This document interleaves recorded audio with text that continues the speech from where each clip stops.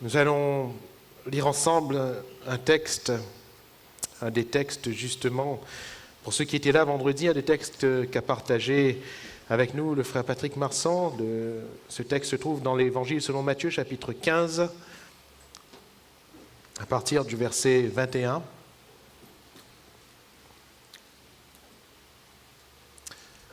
Matthieu 15, verset 21.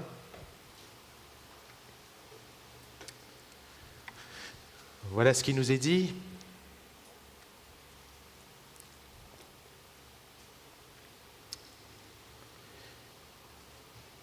Jésus, étant parti de là, se retira dans le territoire de Tyr et de Sidon. Et voici une femme cananéenne qui venait de ces contrées et lui cria « Aie pitié de moi, Seigneur, fils de David. Ma fille est cruellement tourmentée par le démon. » Il ne lui répondit pas un mot, et ses disciples s'approchèrent et lui dirent avec instance « Renvoie-la, car elle crie derrière nous. » Il répondit « Je n'ai été envoyé qu'aux brebis perdues de la maison d'Israël. » Mais elle vint se prosterner devant lui, disant « Seigneur, secours-moi. » Il répondit « Il n'est pas bien de prendre le pain des enfants et de le jeter aux petits chiens. »« Oui, Seigneur, dit-elle, mais les petits chiens mangent les miettes qui tombent de la table de leur maître. » Alors Jésus lui dit « Femme, ta foi est grande, qu'il te soit fait comme tu veux. » Et à l'heure même, sa fille fut guérie. Amen. Gloire à Dieu. Une foi, une position, une mission. Voilà ce qui peut rejaillir de ce texte et ce que nous allons voir ce matin. Une foi, une position et une mission. Je crois que, en tant que chrétiens, frères, sœurs, nous devons rester vraiment dans la ligne que le Seigneur a tracée, dans la voie que le Seigneur nous a donnée, là où il nous a placés, et combattre le bon combat, être dans la bonne course, et courir de manière à remporter le prix. Et le Seigneur, je crois qu'il ne met pas devant nous 10 000 choses, il ne met pas devant nous plusieurs voies, plusieurs choses dans lesquelles nous pourrions choisir. Non, le Seigneur est un et il nous donne une voie, un chemin. Il a dit « Je suis le chemin, la vérité et la vie. Nul ne vient au Père que par moi. » La voie qui nous a donc été tracée, elle est en Jésus. Et en Jésus, il n'y a pas plusieurs fois, il n'y a qu'une seule foi. En Jésus, il n'y a pas plusieurs positions, il n'y en a qu'une. Et en Jésus, il n'y a pas plusieurs missions, il n'y en a qu'une. Et nous allons les voir ensemble ce matin. Donc la foi, premièrement, une foi en Christ. L'épître de Paul aux Éphésiens nous parle de cette foi. Paul va dire aux Éphésiens, il y a une seule foi, il n'y en a pas 10 000, il y a une seule. Il est vrai que la Bible nous dit, la foi que tu as, garde-la pour toi, mais cela vraiment dépend de là où on est arrivé dans la foi. Il n'y a qu'une seule foi. Chacun de nous, nous sommes peut-être arrivés à une étape ce matin, chacun de nous, nous avons pu saisir certaines choses et d'autres pas encore. Et étant différents les uns des autres, les choses que nous avons saisies également ne sont pas les mêmes. Et je crois que chacun est respectable dans sa foi, mais il y a une seule foi. La Bible nous dit que cette foi, nous devons combattre pour elle. Elle nous a été donnée une fois pour toutes. Notre foi vient d'où? Elle vient de Dieu.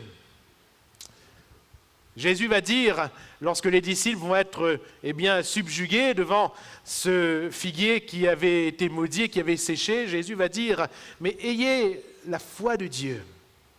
Parce que la foi vient de Dieu. Elle nous est donnée comment?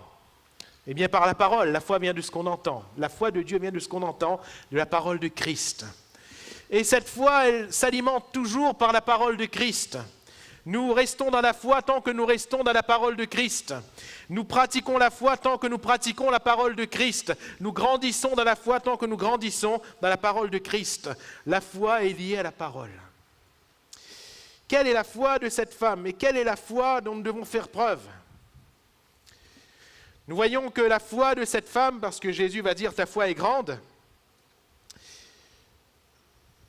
va l'amener de Canaan à Jésus. Cette femme est une Cananéenne, de cette contrée de Tyr et de Sidon plus précisément.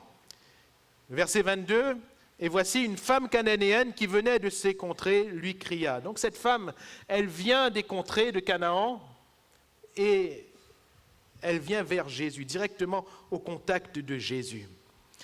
Notre foi nous amène à laisser Canaan et à venir vers Jésus. On ne parle pas de Canaan en tant que terre promise, mais on parle de Canaan en tant que terre impure. Ici, cette femme, elle est regardée, nous le voyons clairement par ses disciples, comme étant impure. Les Cananéens étaient regardés comme des impurs, et cette femme, elle vient de ces contrées. Mais elle va quitter le lieu de l'impureté, et elle va venir vers Jésus. La foi nous amène à quitter le lieu de nos impuretés, et la foi nous conduit à Jésus. Alléluia! Pourquoi pouvons-nous parler de la foi de Jaïrus? Parce qu'il est venu vers Jésus. Pourquoi pouvons-nous parler de la foi du lépreux? Parce qu'il est venu vers Jésus. Pourquoi pouvons-nous parler de la foi de ce centenier romain? Parce qu'il est venu vers Jésus. Pourquoi parlons-nous de foi d'hommes et de femmes dans l'Évangile? Parce que ces hommes et ces femmes sont venus vers Jésus. Pourquoi parlons-nous de la foi d'hommes et de femmes dans l'Ancien Testament, même sous l'Ancienne Alliance? Parce qu'ils sont venus vers le Seigneur. Ils sont venus vers le Seigneur. Ils ont quitté le lieu où ils étaient et ils sont venus vers le Seigneur. Et la foi unique, nous amènera toujours à quitter le lieu où nous sommes pour venir vers Jésus. Et ce matin, manifester la foi, c'est quitter le lieu où nous sommes et aller vers Jésus. Il est question, bien sûr, de lieu spirituel. Il est question, de terrain spirituel.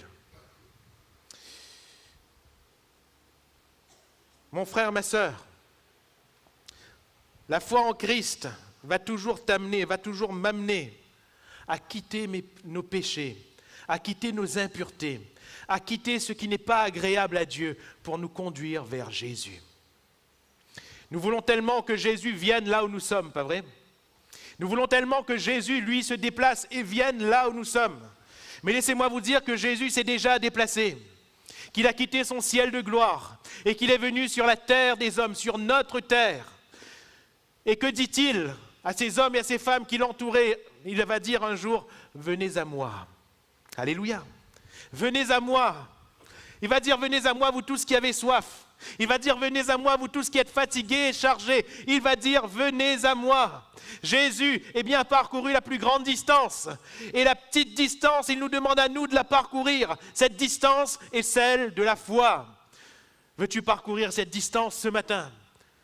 Oh, la foi va te demander d'abandonner. La foi va te demander de quitter ce matin. De quitter des choses, de quitter ce qui n'est pas à la gloire de Dieu, d'abandonner des voies mauvaises. N'attends pas que le Seigneur vienne t'en retirer. Non, il te dit, viens à moi. Et vous avez remarqué que le Seigneur ne nous demandera jamais ce qu'on ne peut pas faire. Et quand le Seigneur nous dit, venez à moi, c'est parce qu'on a la possibilité de le faire. La foi amène cette femme donc à quitter ses contrées et à venir à Jésus. Deuxièmement, sa foi l'amène à persévérer dans la prière, dans ses prières à Jésus. Comme nous l'avons vu ce vendredi avec le frère Patrick, verset 22, donc cette femme, on reprend ce verset, elle va crier à Jésus. Les disciples vont se plaindre à Jésus en disant, mais voilà, elle crie derrière nous, elle crie encore. Elle ne s'arrête pas. Et ce qu'il y a de remarquable, c'est que cette femme ne s'arrête pas de crier à Jésus. La foi nous amène à ne pas nous arrêter, de prier Jésus, de crier à Jésus jusqu'à ce que nous obtenions. Alléluia. On se lasse tellement vite, on se fatigue tellement vite, pas vrai?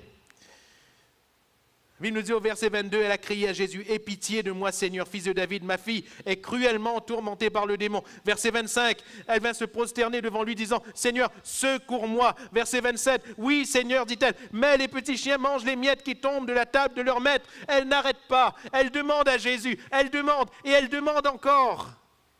Tout est là pour la repousser, nous le verrons dans un instant. Mais elle demande et elle demande encore. Alléluia. Cette veuve, avec le juge inique, elle a demandé encore. Élie, après avoir confondu les prophètes de Baal et d'Astarté, il est monté sur cette montagne. La pluie devait tomber à partir de la prière de cet homme. Après 3 ans et demi de famine, il est monté sur la montagne. Cette fois, il a envoyé son serviteur au sommet pour voir s'il y avait quelque chose. Mais la Bible ne nous dit pas qu'il a prié 7 fois. Il a prié sans s'arrêter. Il a prié sans s'arrêter jusqu'à l'apparition de ce petit nuage. Alléluia. Autrement dit, il a prié. Il disait à ce serviteur, va voir. Il priait encore. Il disait à ce serviteur, va voir. Il priait encore. Il priait.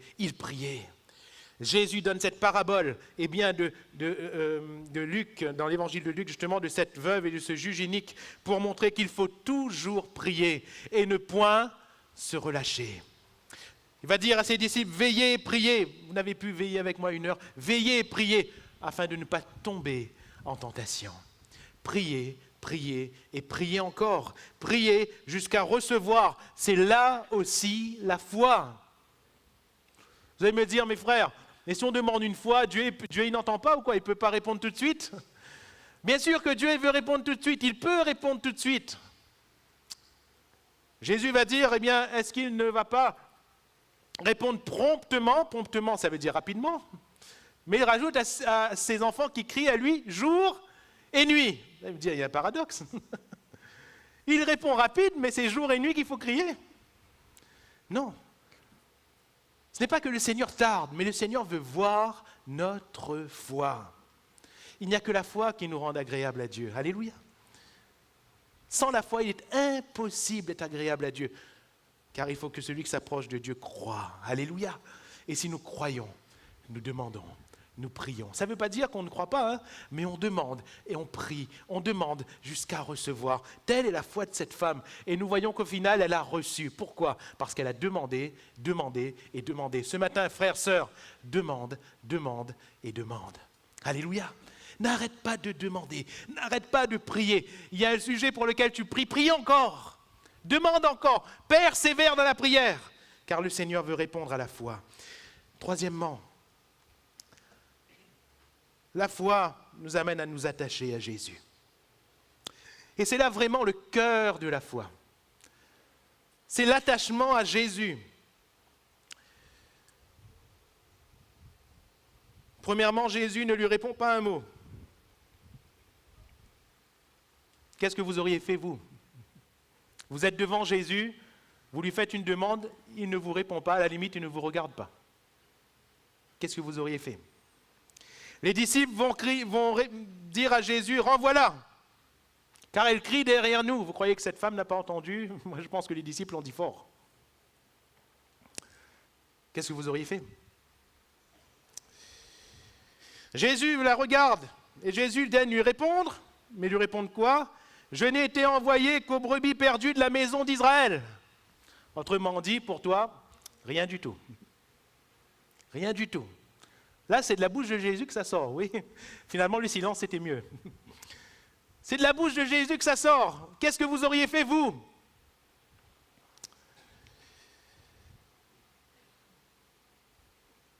Ensuite, Jésus va dire, il n'est pas bien de prendre le pain des enfants et de le jeter aux petits chiens. Ça aurait dû être le coup de grâce, pas vrai? Seigneur, moi un petit chien? Qu'est-ce que vous auriez fait? Qu'est-ce que vous auriez fait? 3 réponses de Jésus. Premièrement, la réponse, c'est le silence. On est en train de prier, Jésus ne répond pas. Rien ne se passe, rien ne se produit, aucune réponse. qu'est-ce qu'on ferait, nous? Ah, c'est comme ça, mais il vient puis.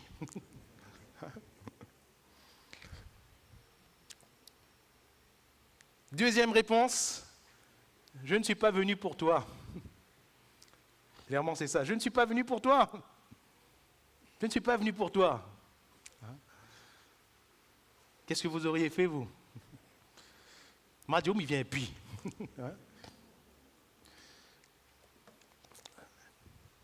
Troisième réponse. Je suis venu pour des enfants et pas pour des petits chiens comme toi. À moi les chiens? À moi les chiens? Mais viens puis. Hein? Comment aurions-nous réagi? Ces trois réponses de Jésus sont là pour la décourager, clairement. On ne peut pas dire que ces trois réponses sont là pour l'encourager, pas vrai? Ces trois réponses sont là pour lui faire mal, pour lui faire abandonner Jésus. Mais qu'est-ce qui se passe? C'est l'inverse. C'est l'inverse. On dirait que plus on la repousse, plus elle s'attache à Jésus. Premièrement, elle est derrière. Jésus ne répond pas, les disciples disent, renvoie-la. Mais qu'est-ce qu'elle fait? Elle vient devant, elle se prosterne, elle vient encore plus près de Jésus. Jésus lui dit, je ne suis pas venu pour toi. Elle vient encore plus près, elle vient plus près, elle vient plus près. Vous savez à quoi on reconnaît la foi, frères et sœurs? Quand l'épreuve est là pour nous repousser, mais qu'on vient encore plus près. C'est là la foi, c'est là le cœur de la foi.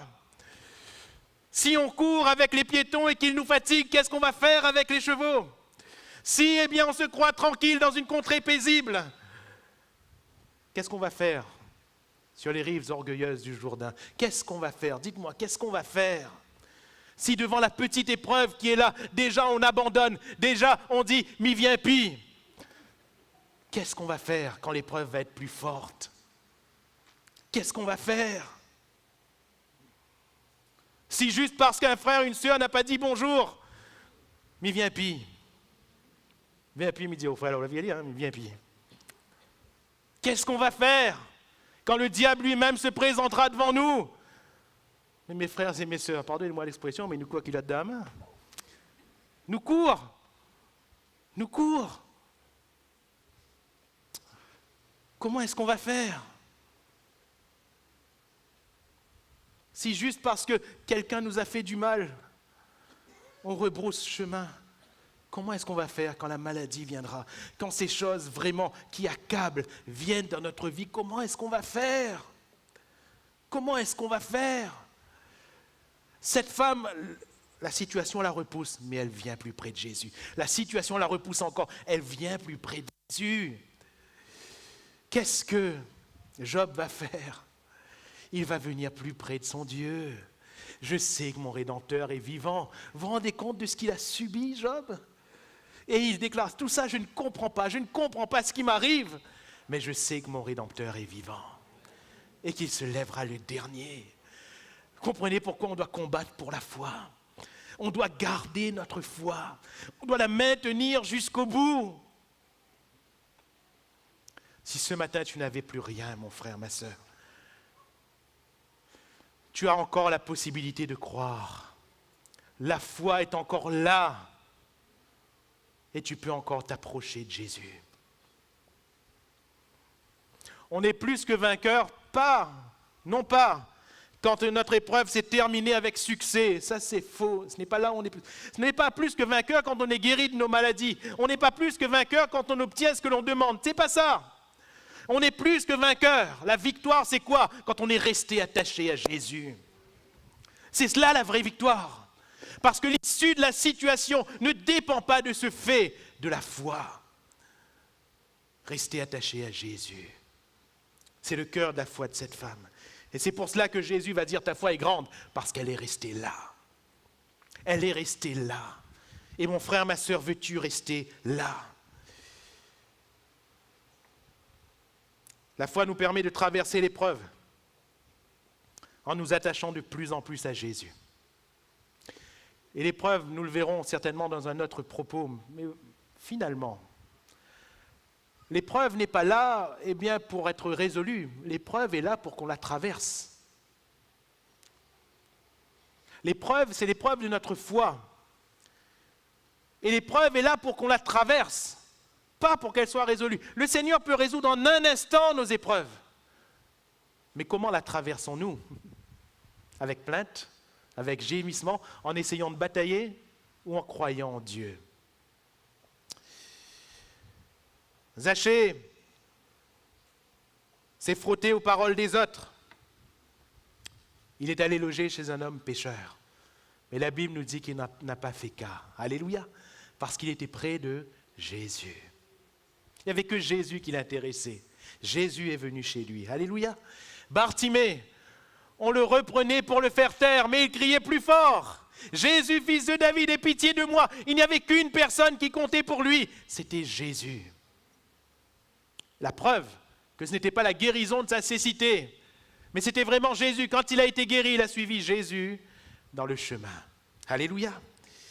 Jairus, il était prêt d'abandonner. Jésus a dû lui tendre la main et le saisir. Ne crains pas, crois seulement. Alléluia. Et c'est ce que le Seigneur veut. Ne crains pas, crois seulement. Continue à croire. Continue d'avoir la foi. Continue de manifester la foi. La foi, certes, nous attache à Christ, mais la foi nous fait également jouir d'une position. De la position que nous avons en Christ, une position en Christ, une foi en Christ, une position en Christ. J'attire votre attention sur deux versets, les versets 26 et 27 de la lecture que nous avons faite.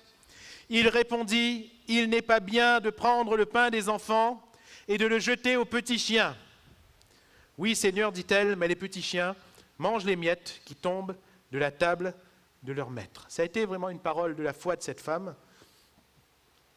Mais outre la foi de cette femme, nous voyons quand même une réalité, un enseignement de la part de Jésus. Que sommes-nous ce matin? Où sommes-nous? Quelle part avons-nous? Pourquoi se contenter des miettes quand on a part au pain? Pourquoi rester au sol quand on a part à la table? Pourquoi agir comme de petits chiens quand nous sommes des enfants? Frères, sœurs, cette femme, elle parle des petits chiens. Jésus parle des petits chiens. Mais qui désigne cette métaphore? Que désigne, cette métaphore? Elle désigne ceux qui sont étrangers, ceux qui ne sont pas de la maison d'Israël. Mais ce matin, nous ne sommes pas des étrangers. Nous sommes enfants de Dieu. Il n'est pas bien de prendre le pain des enfants et de le donner aux petits chiens. Nous ne sommes pas petits chiens, nous sommes enfants de Dieu. La Bible nous dit, voyez de quel amour le Père nous a aimés, il nous a appelés ses enfants. À ceux qui l'ont reçu, à ceux qui ont cru en son nom, il a donné le pouvoir de devenir enfants de Dieu. Nous sommes enfants de Dieu. Nous sommes enfants de Dieu. Nous avons eu part à un changement. Ce changement est un changement de nature. Nous étions étrangers. Nous étions, entre guillemets, je prends l'image, petits chiens. Mais nous sommes devenus enfants. Nous étions étrangers. Nous sommes devenus fils de Dieu. Fils et filles de Dieu. Le terme enfant, ici en grec, teknon, signifie descendant. Cela désigne un lien, une intimité et un même destin. Nous sommes enfants de Dieu. La Bible nous dit que dans Jean 8, verset 36, « Si donc le Fils vous a franchi, vous serez réellement libre. » Mais le verset 35, juste avant, nous dit que l'esclave ne demeure pas toujours dans la maison, mais le Fils, il demeure toujours. Alléluia. La part de l'enfant de Dieu, c'est quoi?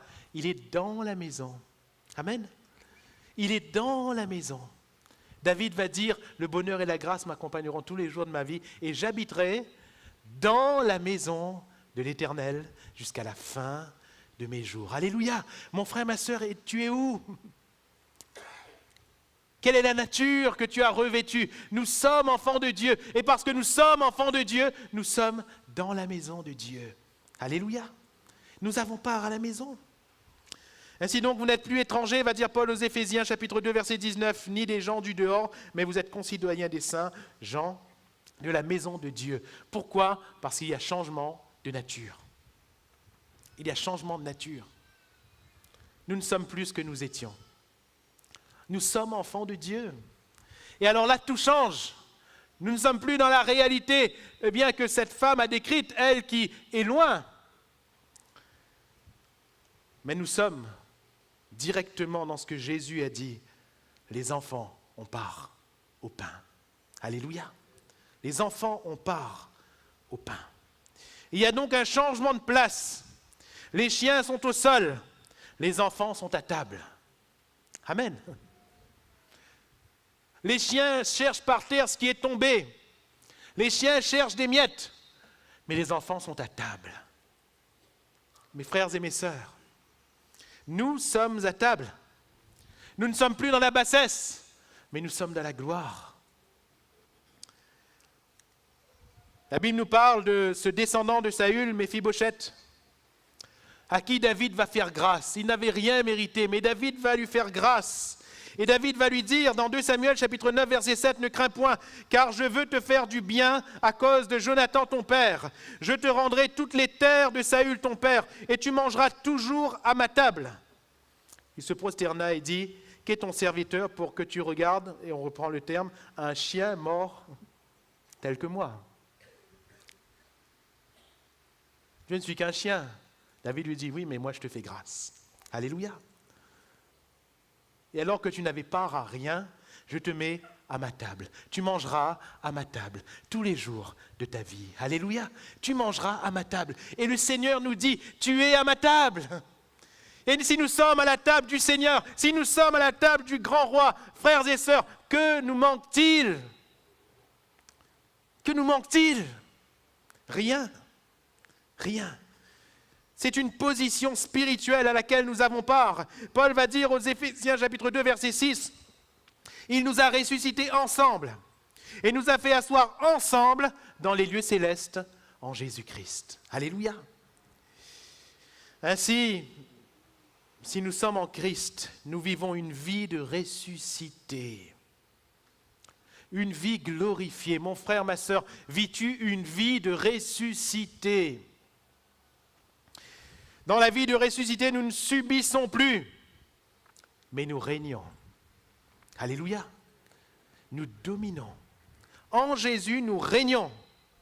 1 Corinthiens 4, 8, déjà vous êtes rassasiés, déjà vous êtes riches, sans nous, vous avez commencé à régner. Puissiez-vous régner en effet, afin que nous aussi nous régnions avec vous. Vous avez commencé à régner. Jésus n'est pas encore venu nous prendre pour nous mener dans le ciel, mais nous avons déjà commencé à régner. Alléluia. Pourquoi? Parce que nous sommes en Christ. Parce que nous sommes à la droite de Dieu. Et la droite de Dieu est triomphante. La droite de Dieu fait fuir tout ennemi. La droite de Dieu est triomphante. L'action de Dieu est souveraine. Et nous sommes à la droite de Dieu. Changement de place donc, changement de nature, et donc changement de part. On passe des miettes au pain. Alléluia. Les miettes au pain. Quand vous mangez du pain chez vous, vous voyez les miettes qui tombent, pas vrai? Vous voyez les miettes. Ensuite, vous ramassez, sinon ça attire les fourmis. Mais il y a des miettes qui tombent. Eh bien, cette femme avait une grande foi parce qu'elle va dire, les miettes, ça lui suffit. Mais mes frères et mes sœurs, nous n'avons pas part qu'aux miettes, mais nous avons part au pain. Alléluia. Nous n'avons pas part qu'à une bénédiction, mais nous avons part à Christ. À Christ. Cette femme demande la délivrance de sa fille, rappelons-le, qui est cruellement tourmentée par le démon. Et elle appelle ça des miettes. Alléluia. Elle appelle ça des miettes. Elle est en train de dire, Jésus, ça c'est rien pour toi. Tu peux faire ça vraiment facilement. Ça, ce n'est rien pour toi. Il n'y a que des miettes. Et Seigneur, j'ai besoin de ces miettes parce que ma fille est cruellement tourmentée par le démon. Tu peux la guérir et pour toi, ce n'est qu'une miette. Ce n'est qu'une miette. Elle appelle ça des miettes. Frères, sœurs, la délivrance, c'est une miette. La guérison miraculeuse, c'est une miette. La réponse à tous nos besoins ne sont que des miettes. Le Seigneur peut faire ces choses facilement, sans diminuer, sans dénigrer la souffrance de qui que ce soit, sans dénigrer, mépriser la situation de qui que ce soit. Comprenez bien mon propos ce matin. C'est que parfois, trop souvent, on se prend la tête, alors qu'il ne suffit que des miettes. Nous avons part au pain de vie. Nous avons part à Christ. Et avec le pain, il y a le pain, et dans le pain, il y a aussi les miettes. Alléluia. Non seulement nous avons ces choses pour nous-mêmes, ce que cette femme appelle des miettes, la guérison, la délivrance, la providence. Nous avons part. Mais regardez, la Bible nous dit que nous sommes même rendus capables de les accomplir. Parce que nous avons part à Christ. En vérité, je vous le dis, celui qui croit en moi va dire Jésus fera aussi les œuvres que je fais et il en fera de plus grandes parce que je m'en vais au Père. Alléluia. Ce que nous demandons à Jésus de faire pour nous, Jésus nous rend capables même d'accomplir par lui. Alléluia. C'est pour cela que la Bible nous parle aussi de l'exercice de la foi. Ils exercèrent. Il en fera de plus grande parce que je m'en vais au Père. Pourquoi Jésus souligne-t-il qu'il s'en va au Père? Quelle en est la conséquence?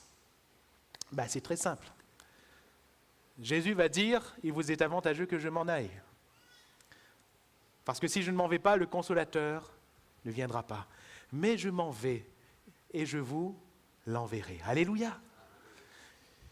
Il en fera de plus grande parce que je m'en vais au Père. Et quand Jésus est allé au Père, il a donné son esprit. Et quand il a donné son esprit, il nous a rendus capables. Il nous a donné la puissance des signes, des prodiges et des miracles. Il nous a donné la puissance pour tout surmonter, pour écraser nos ennemis. Il nous a donné la puissance pour marcher sur toute la puissance ennemie. Et il a dit, rien ne pourra vous nuire. Nous avons part au pain. Nous avons part à Jésus. Et si j'ai part à Jésus, je ne dois plus me contenter des miettes. Je ne suis plus, le chrétien qui tout le temps est en train de dire « Seigneur, fais ça pour moi, Seigneur, fais ça pour moi, Seigneur, fais ça pour moi, Seigneur, fais ça pour moi. » Il a déjà tout fait pour nous. Mais il nous a donné d'accomplir de grandes choses. Alléluia. Et avoir part à Christ, c'est prendre conscience qu'on n'est pas là dans la vie chrétienne pour dire « Ah, le Seigneur va m'aider en tout. » Non. On est là dans la vie chrétienne pour accomplir ce que le Seigneur nous demande. Alléluia. Et tout change. Tout change. Lorsque nous avons part à Christ, nous sommes non seulement bénis, et nous le sommes, les miettes sont dans le pain, mais nous bénissons également ceux qui sont autour de nous. Alléluia. Et ça, nous l'oublions trop souvent. Et cela m'amène à ma dernière partie, à mon dernier point. Une mission. Une mission. En Jésus, nous avons une foi, la foi. Nous avons une position, mais nous avons aussi une mission. Quelle est cette mission? Et c'est véritablement l'enseignement que Jésus apporte à ses disciples. Vous savez, il y a des enseignements que Jésus apportait de cette manière. Asseyez-vous et je vais vous enseigner. Et Jésus parlait. Et puis parfois, Jésus leur enseignait par son attitude.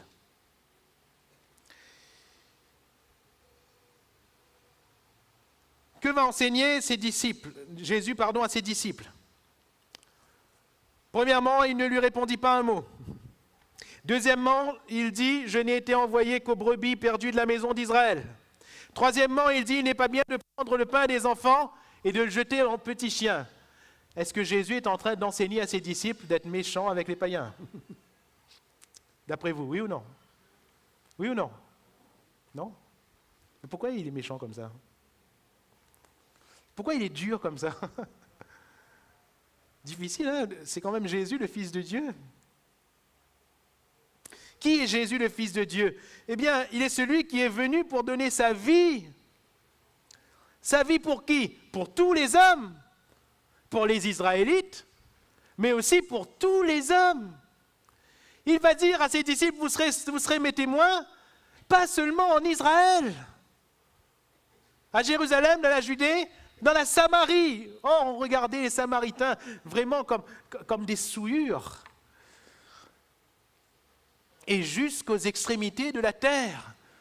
Comment est-ce que ce Jésus, qui avait tout cet amour pour les hommes, pouvait-il montrer à ses disciples un visage aussi dur? Bien, j'aimerais vous l'expliquer en quelques mots. Jésus, en fait, ne parle pas à cette femme selon son propre cœur. Nous venons de décrire le cœur de Jésus. Il aime tous les hommes.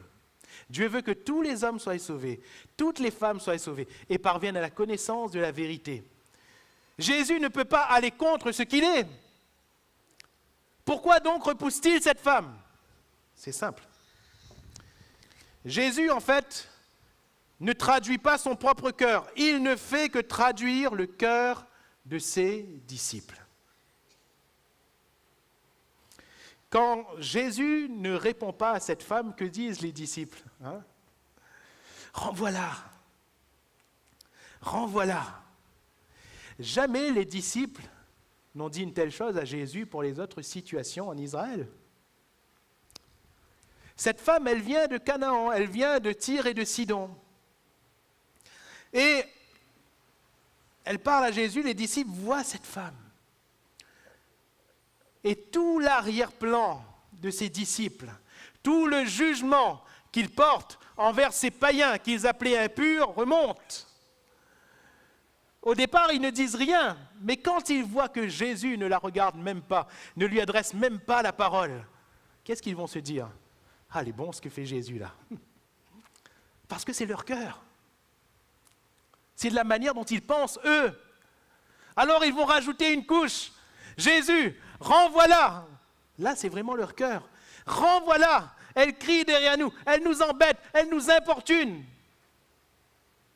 Pourtant, pour les lépreux, ils n'ont pas dit ils importunent. Pour Bartimée, c'était ceux qui entouraient Bartimée qui disaient qu'ils importunent, pas les disciples. Pour tous les autres, ils n'ont pas dit. Mais pour elle, si. Pourquoi? C'était une cananéenne. C'était une païenne. C'était une impure. Alors, renvoie-la. Alors Jésus se retourne et qu'est-ce qu'il dit? Je n'ai été envoyé qu'aux brebis perdues de la maison d'Israël. Qu'est-ce qu'ils vont se dire? Ils disent, ça, une parole, ça. Hein? Ça, c'est une bonne parole. Bien fait pour elle. C'est bon même, ça. C'est leur cœur. C'est leur cœur. Mais Jésus n'est pas comme ça. Qu'est-ce qu'il va faire là? Il va traduire leur cœur. Et cerise sur le gâteau, il n'est pas bien de prendre le pain des enfants et de le jeter aux petits chiens. Ce terme, chien, dans le contexte juif, n'était employé que pour des cas extrêmes.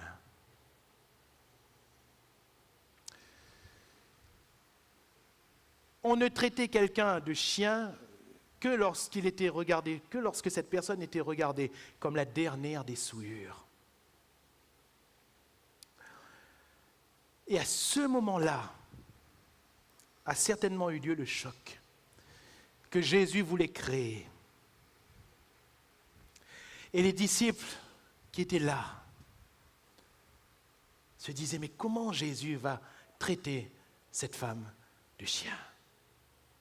Comment notre maître, qui était en face même des pharisiens, des scribes, qui le contredisaient, ne les a-t-il pas traités de la même manière? Mais cette pauvre femme, il la traite de chien. C'était cependant ce qui était au fond d'eux. Mais Jésus a mis clairement le mot, le terme. Ils savaient eux-mêmes qu'en traitant quelqu'un de chien, c'était vraiment maudire. C'était vraiment maudire. Lui, le Fils de Dieu qui était venu pour bénir. Mais c'était surtout ce qui était dans leur cœur. Et comprenez par là que Jésus a voulu les confondre. Qu'est-ce qu'il a voulu les enseigner? Parce qu'au final, il accorde à cette femme ce qu'elle veut. Je crois que Jésus connaissait la foi de cette femme. Il savait que cette femme allait tenir jusqu'au bout. Mais en même temps, il est en train de montrer à ses disciples que votre mission n'est pas ce que vous voulez faire. Dieu va dire beaucoup plus tard à Pierre, « Pourquoi déclares-tu souillé ce que moi j'ai déclaré pur? Ne déclare pas comme souillé ce que l'Éternel a déclaré pur. » Et qui devait-il regarder comme pur? Corneille, sa famille. Des païens. Mes frères et mes sœurs, sommes-nous toujours dans la mission? Ou sommes-nous en train d'accomplir notre mission à nous? Sommes-nous toujours dans la mission de Dieu, dans la vision de Dieu? Ou avons-nous occulté ce que Dieu voulait parce que nous voulions? Les disciples, eux, ils avaient clairement occulté les choses de Dieu dans le fond de leur cœur. Et c'était ce que Jésus voulait faire ressortir.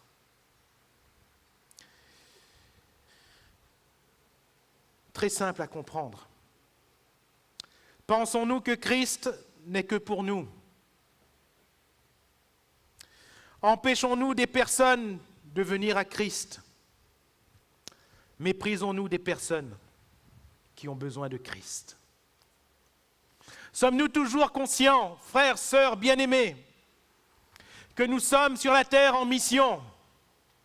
S'il n'y avait pas de mission, vous savez ce qui serait passé? Au moment où on se serait converti, Jésus nous aurait enlevés direct. Il ne nous aurait pas laissés sur la terre.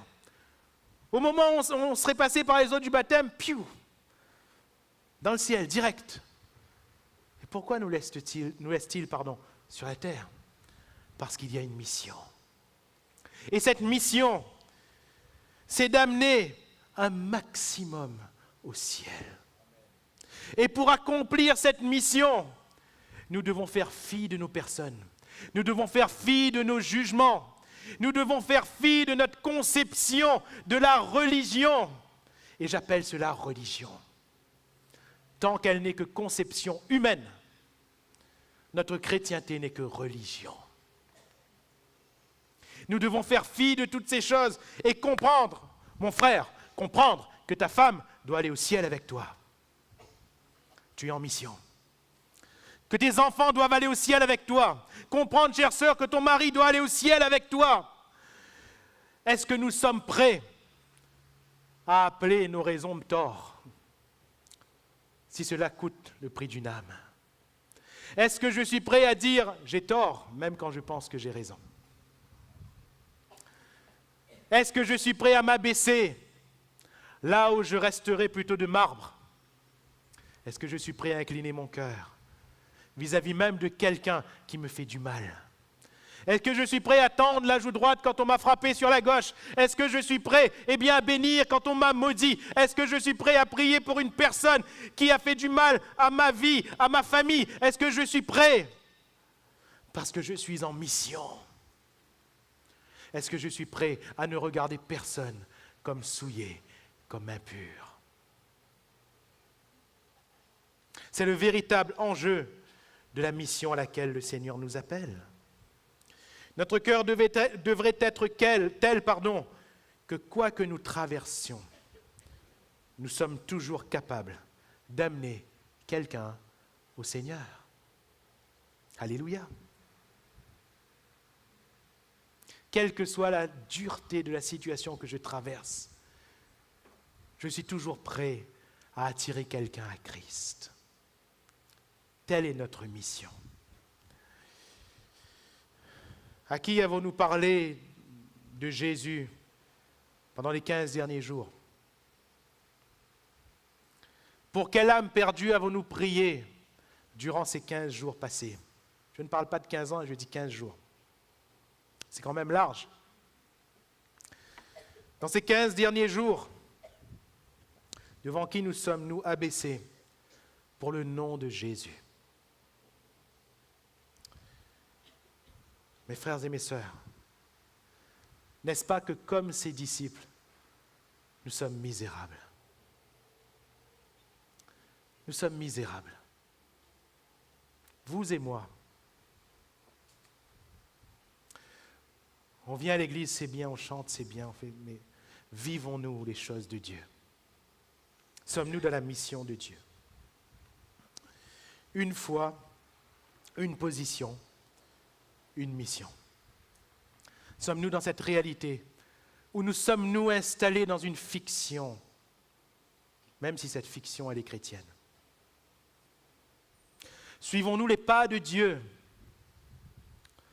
Ou avons-nous fabriqué des pieds en bois pour tracer nos pas nous-mêmes? Vivons-nous la vie de Christ? Ou vivons-nous pour nous-mêmes? Mes frères et mes sœurs, il est temps de revenir à ce qui est essentiel, n'est-ce pas? Car la foi que nous avons reçue n'est pas pour notre succès personnel, mais c'est pour nous attacher à Christ et à Christ de plus en plus. La position que nous avons reçue par grâce n'est pas pour nous contenter nous-mêmes, mais pour que nous ayons part au pain, à la vie de Jésus. Et à partir de la vie de Jésus, non pas chercher à être bénis seulement, mais à bénir ceux qui nous entourent. La mission que nous avons reçue. Frères et sœurs, ce doit être une passion. Ça doit remplir notre cœur et notre quotidien. Et Christ en nous, c'est l'espérance de la gloire.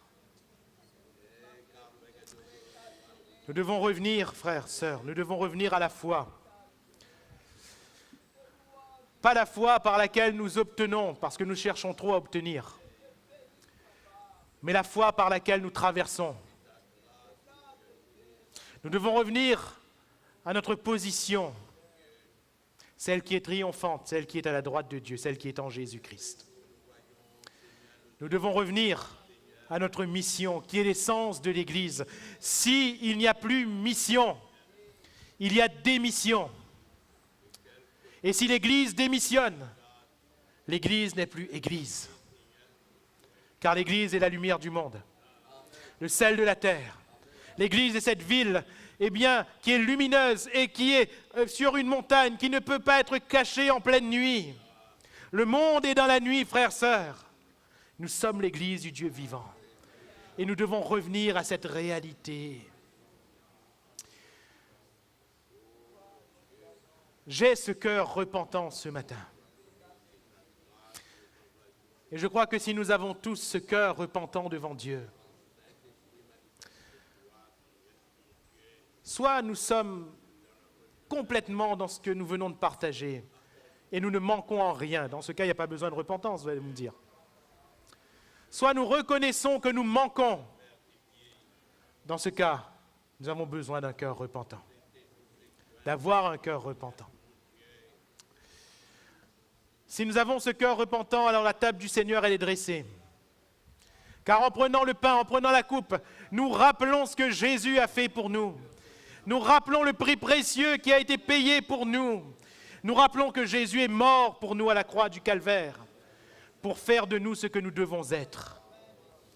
Et c'est en Jésus, en Jésus-Christ crucifié, que nous revenons à cette réalité divine.